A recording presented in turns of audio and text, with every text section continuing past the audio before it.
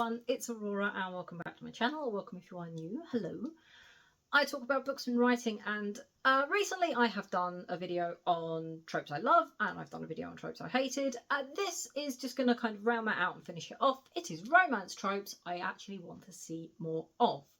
These are tropes that are kind of rare, a bit more uncommon, and I just want to read more of in my life. If you have any recommendations that hit these boxes, please do let me know in the comments below, because I am on the hunt for a new series at the moment. And that said, I think we should just dive right in. Number 1, child-free couples. Now, usually it is a conversation that takes place over maybe half a page. It might pop up once or twice where they're like, oh yeah, I kind of like the idea of having their kid. Can't relate at all. I do not expect a child-free world. I do like a child-free life, and that does extend to my reading. So, you know, it would be nice to, and I don't mean just the, oh, you know, we wanted kids and we couldn't, and it's a whole thing, you know, just, oh yeah, just didn't want to, for no particular reason or any particular reason other than, you know, we wanted to but we couldn't. Just some people just don't want to.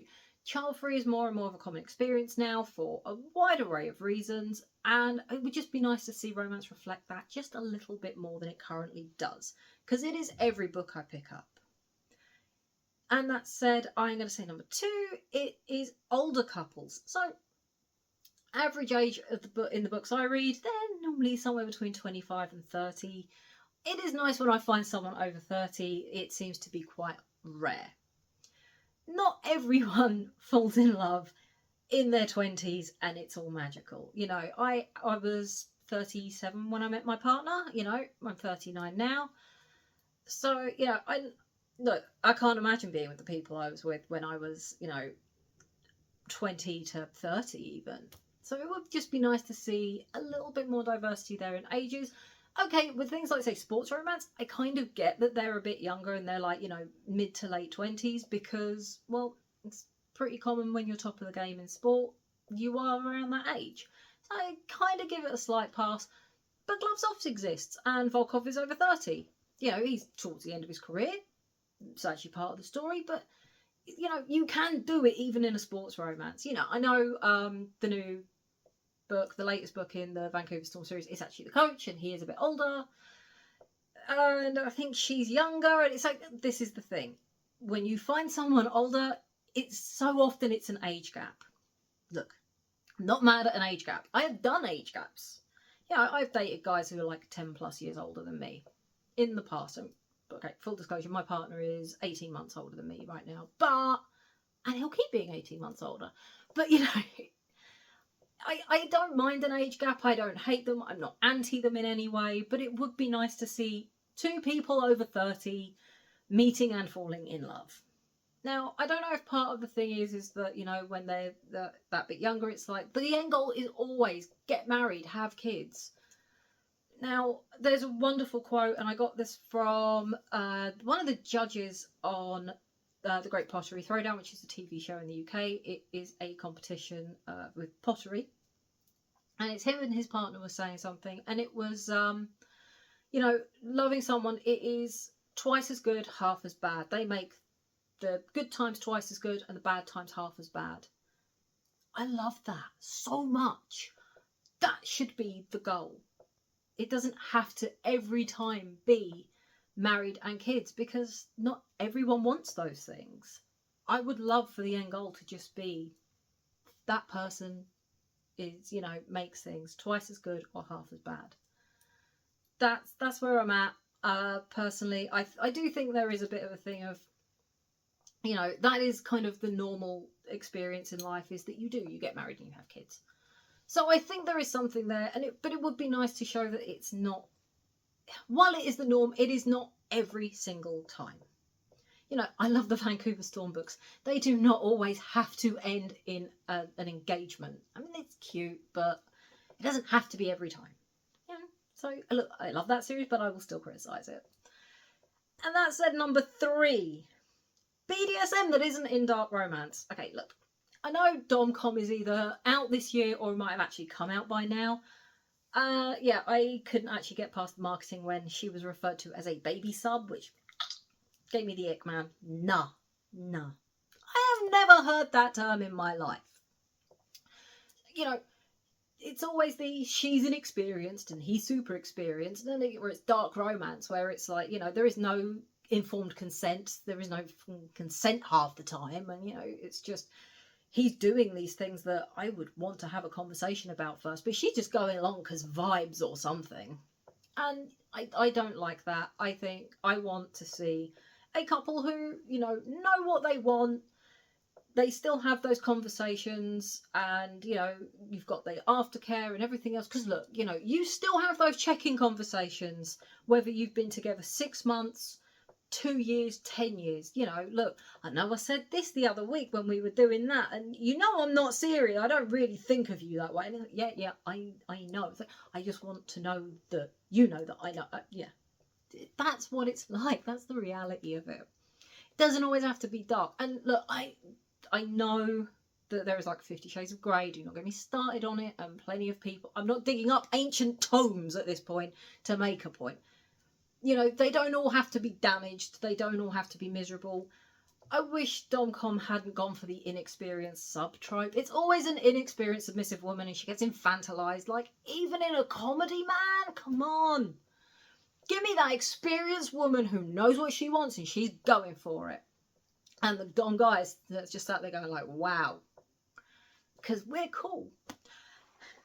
My mum watches this. Sorry, I guess. Ah, dear. Welcome to my world. Anyway, number 4. I'm going to move swiftly on from that one. It's what I want to see, but oh God, I can't believe I've just said this. I'm going to post it online. Right, number 4. Male body diversity. Let's get into a safe subject here. Now, look.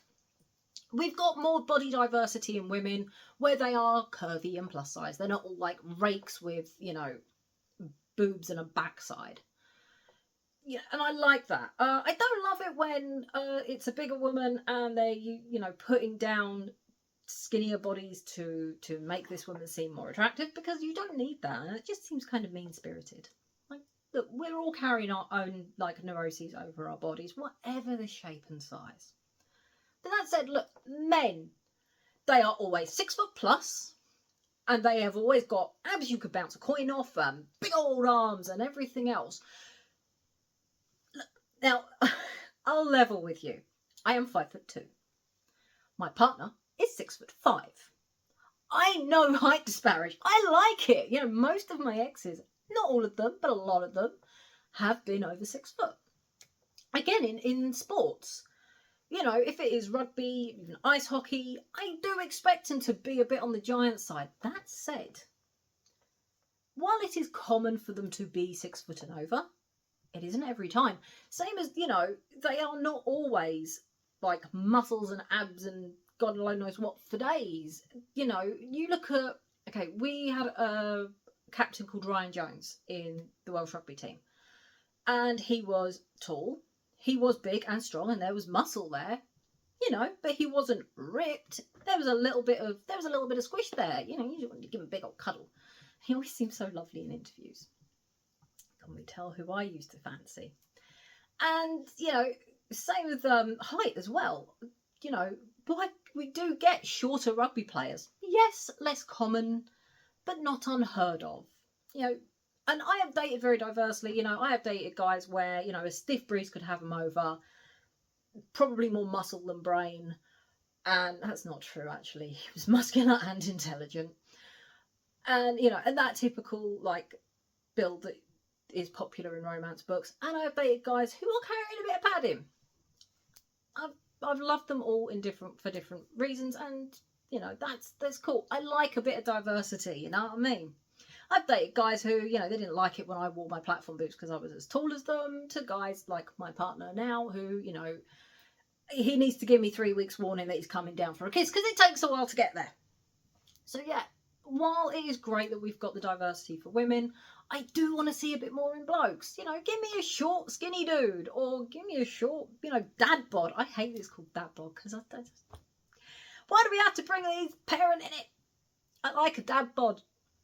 And yeah, this is kind of it. Even within sports romance, it's like, yeah, it is what is common, but it isn't actually every single time. It's not the only way these bodies exist. You know, you do get a little bit more padding, maybe a bit more svelte with it. And also, you know, when it's a like contemporary romance and it's not sport and they have got like the abs and everything else, do you know how much work that is? Do you know how much time they spend in the gym?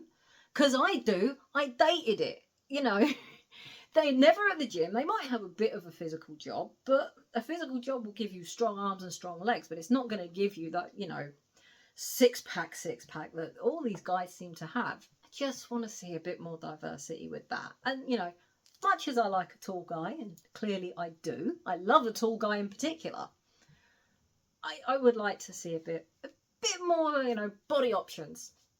Whether it be short, tall, heavier set, skinny as a rake, you know, that's just what I want to see more of, since we now are getting in women more and more.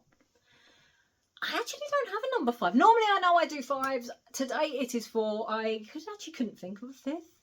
So, you know, these are just the things I am after.